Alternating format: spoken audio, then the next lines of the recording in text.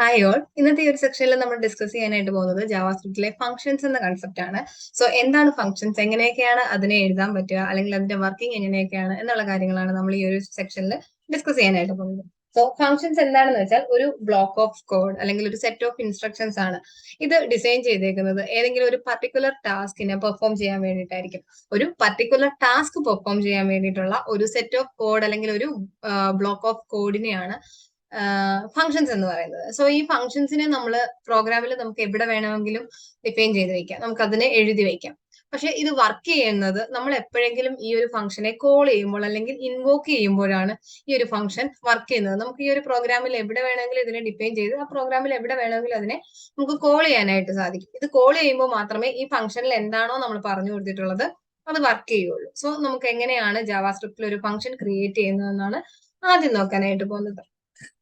So അതിന്റെ ഒരു basic structure എന്ന് പറയുന്നത് ഒരു ഫംഗ്ഷൻ എന്നൊരു കീവേഡ് ഉണ്ട്, ദെൻ ഒരു ഫംഗ്ഷൻ നെയിം ഉണ്ടാവും, ഒരു ഫംഗ്ഷൻ അണ്ടർസ്കോർ നെയിം, ഒരു ഫംഗ്ഷൻ നെയിം ആണ്, ദെൻ റൗണ്ട് ബ്രാക്കറ്റ്സ്, ഒരു സെറ്റ് ഓഫ് കേളി ബ്രേസസ് കൊടുക്കുന്നു, ഇതിൻ്റെ ഉള്ളിലാണ് ബോഡി വരുന്നത്. ഓക്കെ, ഇതാണ് ഒരു ഫംഗ്ഷന്റെ ബേസിക് സ്ട്രക്ചർ എന്ന് പറയുന്നത്. അതിനുശേഷം ഇങ്ങനെയാണ് ഫംഗ്ഷൻ ഡിഫൈൻ ചെയ്യുന്നത്. ദെൻ നമ്മൾ ഇതിനെ വർക്ക് ചെയ്യണമെങ്കിൽ, ഈ ഫംഗ്ഷൻ വർക്ക് ചെയ്യണമെന്നുണ്ടെങ്കിൽ ഇതിനെ ഇൻവോക്ക് ചെയ്യേണ്ടതുണ്ടെന്ന് പറഞ്ഞു, അല്ലെങ്കിൽ കോൾ ചെയ്യേണ്ടതുണ്ടെന്ന് പറഞ്ഞു.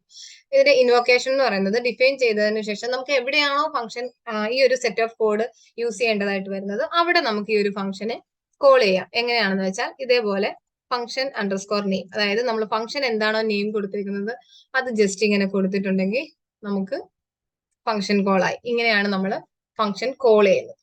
സോ ഇതാണ് ഒരു ബേസിക് സ്ട്രക്ചർ എന്ന് പറയുന്നത്. ഫംഗ്ഷന്റെ ഒരു ജാവാസ്ക്രിപ്റ്റിൽ ഫംഗ്ഷൻസിന്റെ ഒരു ബേസിക് സ്ട്രക്ചർ അല്ലെങ്കിൽ ഒരു സിന്റാക്സ് എന്ന് പറയുന്നത് ഇതിനെയാണ്.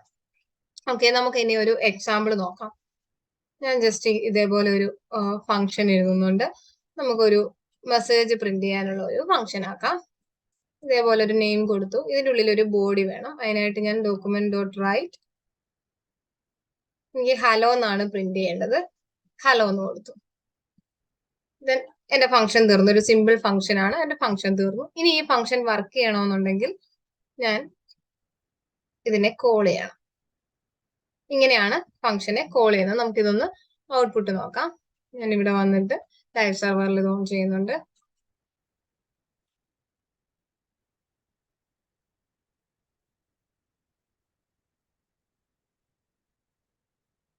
നമുക്കിവിടെ ഒരു ബട്ടന്റെ കോഡ് ഉണ്ട്, അതൊന്ന് റിമൂവ് ചെയ്യാം.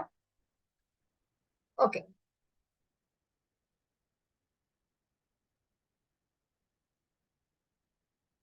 നമ്മുടെ ഫംഗ്ഷൻ ഇവിടെ നമുക്ക് കറക്റ്റ് ആയിട്ട് വർക്ക് ചെയ്ത് ഇവിടെ ഹലോ എന്ന് കിട്ടിയിട്ടുണ്ട്. ഇത് എത്ര തവണ വേണമെങ്കിലും നമുക്ക് ഇതേപോലെ കോൾ ചെയ്യാം. ഞാൻ റിപ്പീറ്റഡ്ലി ഇതിനെ കോൾ ചെയ്യുന്നത് എങ്ങനെയാണെന്ന് കാണിക്കാം. ഇതേപോലെ നമുക്ക് എത്ര തവണ വേണേലും കോൾ ചെയ്യാം, അത്രയും തവണ ഇത് പ്രിന്റ് ആവും. ദെൻ ഞാൻ ഇവിടെ ജസ്റ്റ് ഒരു BR ടാഗ് കൂടി കൊടുക്കുന്നുണ്ട്.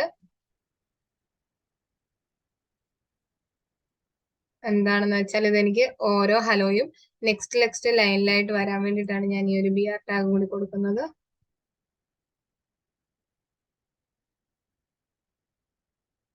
നമുക്ക് ഇതിനെ ഒന്നുകൂടി ഒന്ന് റൺ ചെയ്ത് നോക്കാം. ജസ്റ്റ് എന്തോ ഒരു ലാഗ് വന്നിട്ടുണ്ട്.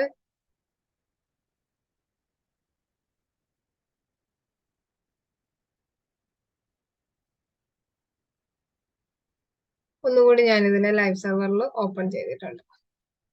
ഓക്കെ, നമുക്ക് ഇതേപോലെ 5 ടൈംസ് ഹലോ എന്ന് പ്രിന്റ് ചെയ്ത് വന്നിട്ടുണ്ട്. കാരണം ഞാൻ 5 ടൈം ഈ ഒരു ഫംഗ്ഷനെ കോൾ ചെയ്തിട്ടുണ്ട്. നമുക്ക് എവിടെ വേണം, നമ്മുടെ പ്രോഗ്രാമിൽ എവിടെയാണോ നമുക്ക് ഈ ഒരു ഫംഗ്ഷനെ യൂസ് ചെയ്യേണ്ടതായിട്ട് വരുന്നത് അവിടെ നമുക്ക് ഇതിനെ കോൾ ചെയ്യാനായിട്ട് സാധിക്കും. ഓക്കെ, ഇതാണ് ഒരു ബേസിക് സ്ട്രക്ചർ അല്ലെങ്കിൽ ഒരു സിമ്പിൾ ഫംഗ്ഷൻ. ഇങ്ങനെയാണ് റൈറ്റ് ചെയ്യുന്നത്. ഇനി എനിക്ക് ഈ ഒരു ഫംഗ്ഷന്റെ കൂടെ എനിക്കൊരു നെയിം കൂടി പാസ് ചെയ്യണം, അല്ലെങ്കിൽ ഒരു വാല്യൂ കൂടി യൂസറിന് പാസ് ചെയ്യണം. അങ്ങനെ യൂസർ പാസ് ചെയ്യുന്ന ആ വാല്യൂവിനെ നമുക്ക് പാരാമീറ്റർ എന്ന് പറയാം. ഫംഗ്ഷൻ പാസ് ചെയ്യുന്നിടത്ത് നമുക്ക് ഈ ഒരു പാരാമീറ്റർ എന്ന് പറയുന്നത് ജസ്റ്റ് ഒരു വേരിയബിൾ ആണ്, ലൈക്ക് ഒരു വേരിയബിൾ ആണ്. അതായത് നമ്മൾ കൊടുക്കണ വാല്യൂവിനെ റിസീവ് ചെയ്യാനുള്ള അല്ലെങ്കിൽ ടെമ്പററി സ്റ്റോർ ചെയ്യാനുള്ള ഒരു വേരിയബിൾ അല്ലെങ്കിൽ ഒരു ലൊക്കേഷൻ ആണ് പാരാമീറ്റർ എന്ന് പറയുന്നത്. അപ്പൊ നമുക്ക് ഞാൻ ജസ്റ്റ് ഒരു നെയിം എന്ന് കൊടുത്തു. ഈ ഒരു നെയിമിനെ നമുക്ക് ഇവിടെയാണ് യൂസ് ചെയ്യേണ്ടതായിട്ട് വരുന്നത്. സോ ഞാൻ ഇവിടെ ഇതേപോലെ നെയിം എന്ന് കൊടുത്തിട്ടുണ്ട്. ദെൻ ഈ നെയിമിന്റെ വാല്യൂ ഇത് നമ്മൾ കൊടുക്കുന്നത് എവിടെയാണോ ഫംഗ്ഷൻ കോൾ ചെയ്യുന്നത് ഇവിടെയാണ്. എനിക്ക് ഇവിടെ നെയിമിന്റെ വാല്യൂ ഞാൻ ഹെക്സെന്റ് എന്ന് കൊടുക്കുന്നുണ്ട്. ഹെക്സെന്റ് എന്നൊരു നെയിമിന്റെ വാല്യൂ കൊടുക്കുന്നു.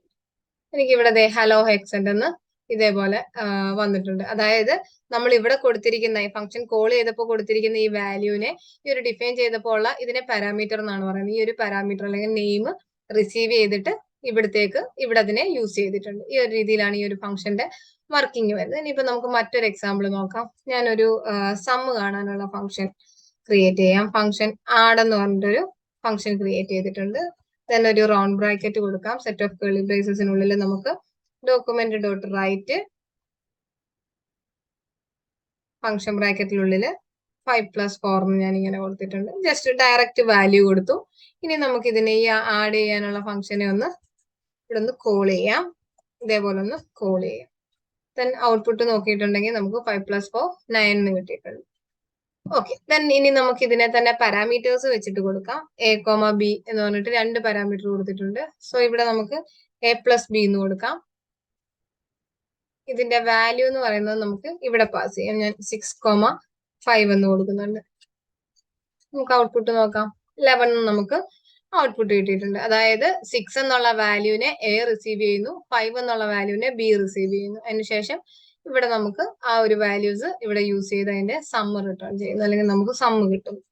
ഓക്കെ, ഇതുവരെ നമ്മളിപ്പോ ജസ്റ്റ് പ്രിന്റ് ചെയ്യിപ്പിക്കുമായിരുന്നു ചെയ്തത്. സോ നമുക്ക് ഇനി ഇതിനെ റിട്ടേൺ ചെയ്യാം. റിട്ടേൺ ചെയ്യാനായിട്ട് നമ്മൾ ഉപയോഗിക്കുന്ന സ്റ്റേറ്റ്മെന്റ് എന്ന് പറയുന്നത് റിട്ടേൺ ആണ്. അതായത് ഒരു ഫംഗ്ഷൻ ഒരു വാല്യൂവിനെ റിട്ടേൺ ചെയ്യുന്നതാണ് റിട്ടേൺ വാല്യൂ എന്ന് പറയുന്നത്. അപ്പൊ ഇതെങ്ങനെയാണ് ഈ ബേസിക്കലി ഈ ഫംഗ്ഷൻ ഇപ്പൊ ഒരു വാല്യൂവിനെ റിട്ടേൺ ചെയ്യുന്നുണ്ട്. അപ്പൊ ഇതെങ്ങനെയാണ് ഔട്ട്പുട്ട് എന്ന് നോക്കാം. ഓക്കെ, ഇതിനെ നമുക്കിപ്പം ഔട്ട്പുട്ട് കാണാൻ പറ്റുന്നില്ല. എന്താണെന്ന് വെച്ച് കഴിഞ്ഞാൽ അൾട്ടിമേറ്റ്ലി ഈ ഫംഗ്ഷൻ ഒരു വാല്യൂവിനെ റിട്ടേൺ ചെയ്യുന്നു എന്ന് പറഞ്ഞു കഴിഞ്ഞാൽ അൾട്ടിമേറ്റ്ലി ഇത് ഈ ഫംഗ്ഷന്റെ വാല്യൂ ആണ്. അതായത് a+b എന്ന് പറയുന്ന വാല്യൂ ഈ ഒരു ഫംഗ്ഷന്റെ വാല്യൂ ആണ്. സോ നമ്മൾ ഒരു വേരിയബിളിലേക്ക് ഇതിനെ സ്റ്റോർ ചെയ്യേണ്ടതുണ്ട്. വേരിയബിളിലേക്ക് റിസൾട്ട് എന്ന് പറഞ്ഞിട്ട് ഒരു വേരിയബിളിലേക്ക് ഞാൻ ഇതിനെ സ്റ്റോർ ചെയ്യുന്നു. ദെൻ നമുക്ക് ഈ ഒരു റിസൾട്ടിനെ ഒന്ന് പ്രിന്റ് ചെയ്യിപ്പിക്കാം. RESനെ ഒന്ന് പ്രിന്റ് ചെയ്യിപ്പിക്കാം. So document dot write RES എന്ന് കൊടുക്കാം.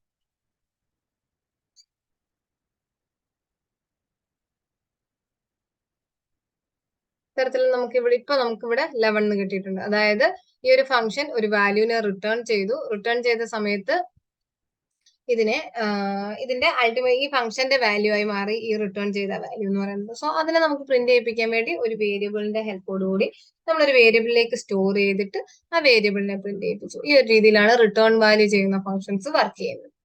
സോ നമ്മളിവിടെ ഡിസ്കസ് ചെയ്തത് ഫംഗ്ഷൻസ് എന്താണ്, ഇതിന്റെ ഒരു ബേസിക് സ്ട്രക്ചർ, വർക്കിംഗ് പ്രൊസീജിയർ, അതേപോലെ തന്നെ ഡിഫറെന്റ് ടൈപ്പിൽ നമുക്ക് എങ്ങനെ എഴുതാം എന്നുള്ളതിന്റെ കുറച്ച് സിമ്പിൾ എക്സാമ്പിൾസ് ആണ്. എന്തെങ്കിലും ഡൗട്ട്സോ മറ്റോ ഉണ്ടെങ്കിൽ നിങ്ങൾക്ക് തീർച്ചയായും ഈ വീഡിയോയുടെ താഴെ കമന്റ് സെക്ഷനിൽ ചോദിക്കാം. Thank you for watching.